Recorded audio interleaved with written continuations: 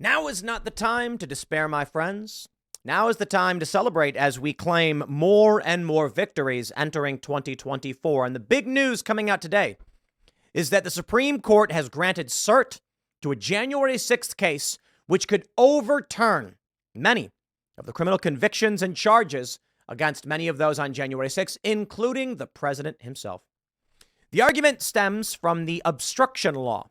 As many of you know, those on January 6th, many of them were charged with obstructing an official proceeding.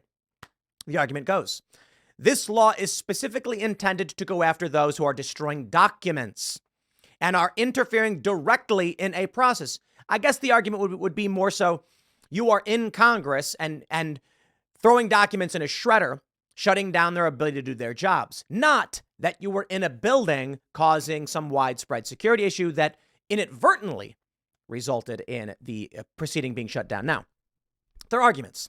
I don't know how good they are, and we'll see. And being granted cert just means that SCOTUS will hear the arguments. The question is, which way do they go? It's very possible the Supreme Court says, look, you stormed into the building. Everybody got evacuated. It's unambiguous. You disrupted an official proceeding.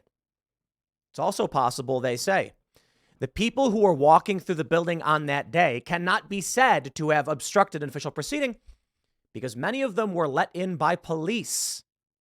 And there you go. So this should be interesting. Here's the story from CNN.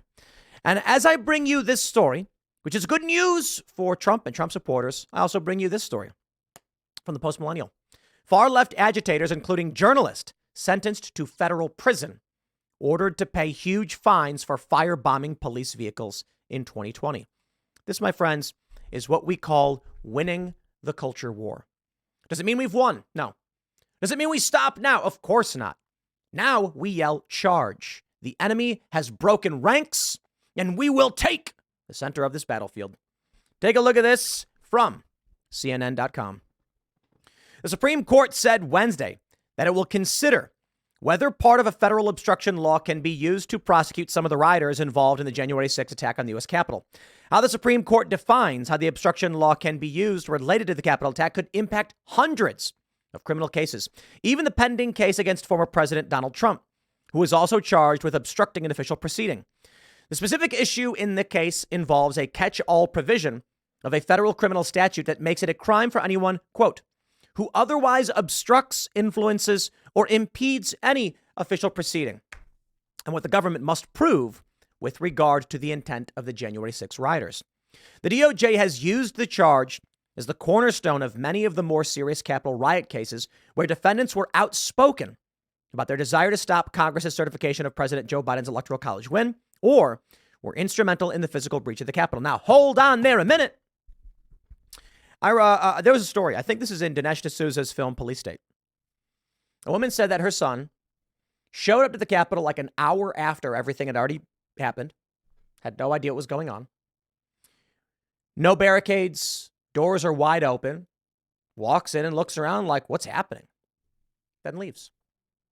Several months later, charged with obstruction. Well, hold on there a minute. How do you prove this person intended to, or in any way, actually obstructed? There are many stories of individuals who showed up an hour or so after the breach and after people fighting with cops. I've met some of these people. And they said that they went to the Capitol, that they walked up the sidewalk, no fences, nothing, went to the doors that were wide open, looked around, one woman said, for a couple minutes, and then just walked out. And now they're going to jail for a year and a half because of obstruction. Supreme Court may say only those who engaged in physical violence with police were the ones intending to obstruct anything.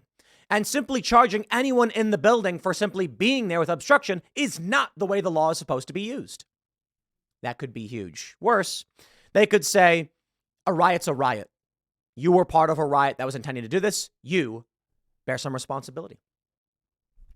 They're going to say Joseph Fisher, the man at the center of the case, was charged with multiple federal crimes for his role in the J6 attack. A federal judge agreed to throw out the specific charge brought against Fisher under the obstruction law. A federal appeals court divided on the matter earlier this year, with a majority holding that the broad terms of the obstruction statute were satisfied as applied to individuals who forcibly entered the Capitol on January 6. The Supreme Court will now decide the issue this term. See, my question is, how does that appeals court ruling apply to other individuals under active criminal prosecution? The Supreme Court, I get. Supreme Court issues a decision and then bang, it hits everybody. A federal appeal might be useful and could be used, but I'm not sure how that would play out. But they are saying forcibly entered, and that matters. That the court is intervening now suggests that the justices are interested in providing general clarity on an issue that has caused at least some confusion in a subset of January 6 cases, said Steve Vladek, CNN Supreme Court analyst and professor at the University of Texas School of Law. The justices' move Wednesday represents the first time the High Court has agreed to examine the prosecution of someone involved in the Capitol riot. It comes the same week that special counsel Jack Smith has asked the court to review Trump's claims of immunity from prosecution for his role in attempting to subvert the 2020 election. Federal prosecutors said video footage showed him running at a police line outside the Capitol and yelling, "Charge!" A patrolman with the North Cornwall Township Police Department, Fisher allegedly yelled MFers as he clashed with police on January 6th. During the scuffle, Fisher allegedly tried to help an officer who fell down and said, "I am a cop, I am a cop," according to police body camera footage. One day after the attack, he allegedly sent a private message to an associate saying, "I may need a job," because word got out that I was at the rally. Well, I don't know how much that matters. He said the FBI may arrest me, etc.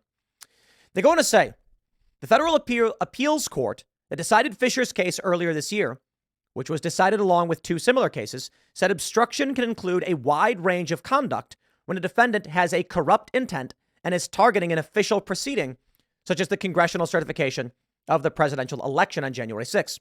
The broad interpretation of the statute encompassing all forms of obstructive acts is unambiguous and natural.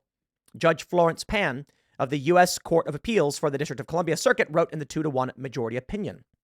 A decision is expected next summer. So what I've heard is that some people are arguing the obstruction law was supposed to be about you as party to the process or something like that, interfering directly in the process.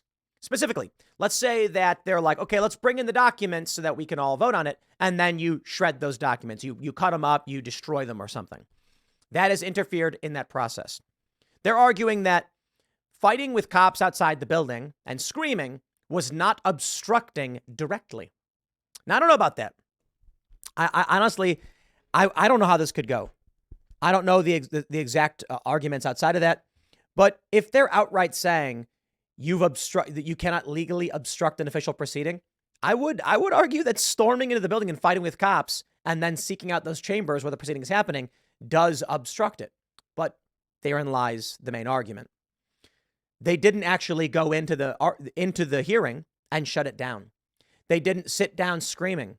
They didn't destroy documents. They were outside. They were trying to get in. I suppose the argument could be made attempted obstruction. It should be interesting. I don't know how good their argument is. I don't know. I'm on the fence on this one. How about that? But I will tell you, my friends, don't be sad. Be glad. Because it's not all bad. Into 2024, we are getting tremendous victories. The Post-Millennial reporting that many far leftists, including a journalist, have been sentenced to federal prison. Why? Because in Arkansas and Little Rock, in the summer of love, they were firebombing with Molotov cocktails. Wow. 4 of the 5 defendants, I'm going to name them, were each given federal prison terms, varying between 17 and 66 months. And they were ordered to pay huge fines. A fifth defendant, a 34-year-old Brittany Dawn Jeffrey, was informed of her fate in 2022 and received the shortest sentence and lowest fine at 17 months. So that is to say, they're all going to prison. Take what you can get. I don't trust the DOJ, but this federal case, I think it's important to break down. D.C. is not Arkansas. The FBI working out of Arkansas is not the same as the FBI working out of the D.C. field office. And that's where things are getting dicey. Did you see the trailer for the new film, Civil War? Oh, yeah. I have many thoughts on this, how this could play out. But I decided to leave my thoughts on that trailer for the next segment coming up at 6, because big breaking news out of the Supreme Court. Many J6s are celebrating, saying that this could effectively end their prosecution, free them, or overturn their convictions. The big question will be, are they going to side with you? I'll leave it there. Next segment's coming up at 6 p.m. on this channel. Thanks for hanging out, and I'll see you all then.